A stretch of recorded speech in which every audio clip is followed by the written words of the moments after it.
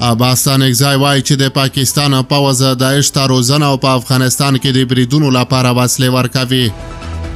سلامونه ستړي مشئ، وخت مو په خیر. پام وکړئ د یاران ټي وي یوټیوب چینل څخه د نن ورځې تازه او مهمو خبرونو ته.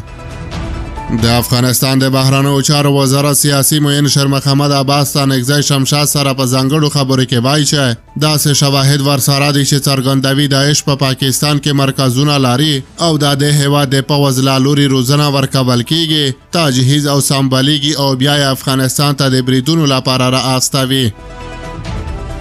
د افغانستان د بهرنیو چارو وزارت سیاسي معین شیرمحمد عباس ستانکزی زیاتوي، موږ د دې ثبوت لرو او دا مو څو واره ویلي دي. موږ سره اوس هم داعشیان شته او د هغوی له اقرار ویډیوګانې ښکاري چې زموږ په ګاونډ کې متاسفانه باید ووایم چې پاکستان کې مرکزونه لري، هلته روزنه ورکول کیږي. د پاکستان پوځیان دوی ته روزنه او وسلې ورکوي او بیا یې افغانستان ته رالیږي. نوموړی زیاتوي چې خو موږ تصفیه کړي دي او له منځه مو وړي دي.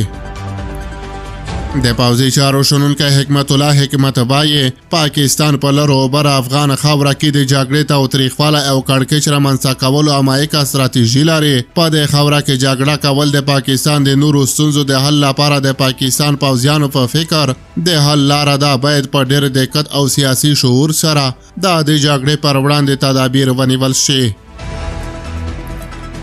د افغانستان د بهرنیو چارو وزارت سیاسي معین همدغه راز وایي د استخباراتي معلوماتو له مخې د پاکستان بې پایلوټه یا ډرون الوتکې وخت نه وخت د افغانستان حریم ته ننوځي او د دې ترڅنګ یې امریکا ته هم له خپلې خاورې د ورته کار لپاره د استفادې اجازه ورکړې ده.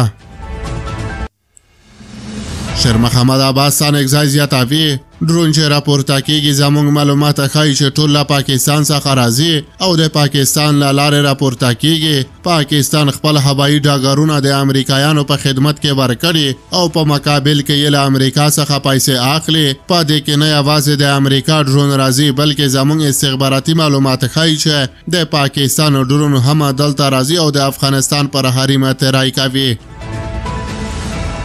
د افغانستان د بهرنیو چارو وزارت دغه جګپړی چارواکی زیاتوي چې سرپرست حکومت له امریکا سره د اړیکو ټینګښت ته لیواله دی او تمه لري چې د ټرمپ حکومت پر راتګ سره به پر افغانستان لګېدلي بندیزونه لرې شي. د افغانستان د بهرنیو چارو وزارت سیاسي معین په دې اړه وایي له ټرمپ څخه زموږ تمه دا ده چې د بایډن پالیسۍ له منځه یوسي، مثبت قدم واخلي او رامخته شي. د افغانستان اسلامي امارت دې ته لیواله دی چې له دوی سره دوستانه اړیکې ولري. موږ کوم مشکل ورسره نه لرو او امید کوو چې د ټرمپ په نوې دوره کې بندیزونه لرې شي او د رسمیت خبره عملي شي. افغانستان او امریکا د دوستۍ اړیکې ولري. د افغانستان اسلامي امارت د سرپرست حکومت د چارواکو په خبره د دوحې تړون پر بنسټ د امریکا متحده ایالاتونو حکومت مکلف و چې د افغانستان اوسنی نظام په رسمیت وپیژني او همدغه راز په کابل کې خپل سفارت فعال وساتي، خو د دوی په خبره د یا تړون دغه بندونه لا هم نه دي عملي شوي.